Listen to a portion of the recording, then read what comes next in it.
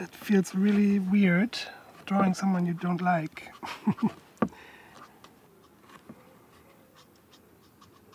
It feels almost a little bit dirty, so like to really crawl into his face and.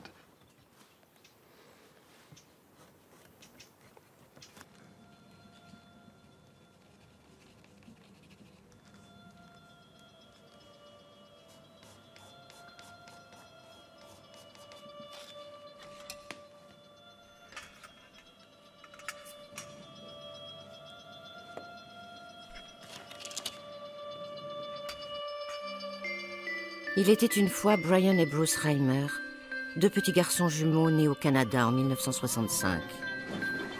Âgé de quelques mois, Bruce fut circoncis à la suite d'une infection urinaire, mais cette banale opération tourna très mal, au point qu'on dut procéder à l'ablation de son pénis. John Monet était un psychologue et sexologue réputé, un chercheur reconnu de la prestigieuse Johns Hopkins University de Baltimore. C'est peut-être le goût de la gloire et de la célébrité qui le poussa à se livrer à une bien curieuse expérience qui aurait pu faire pâlir d'envie le docteur Frankenstein. Il proposa de transformer Bruce en fille. Bruce fut castré et subit une opération pour donner une forme féminine à ses organes génitaux mutilés. Bruce fut rebaptisé Brenda et élevé comme une fille, avec des rubans dans les cheveux et des soquettes roses. Il fut demandé aux parents de garder secret ce changement de sexe. Brenda ne devait jamais savoir qu'elle fut Bruce à la naissance. Comme d'autres universitaires des années 60, John Monet croyait et voulait prouver que toutes les différences de comportement entre garçons et filles étaient le résultat d'un apprentissage. On ne naît pas femme, on le devient. Voilà bien une assertion prise au premier degré. Pendant plusieurs années, John Monet publia des rapports sur l'évolution de Brenda, décrivant chez elle un développement féminin parfaitement réussi.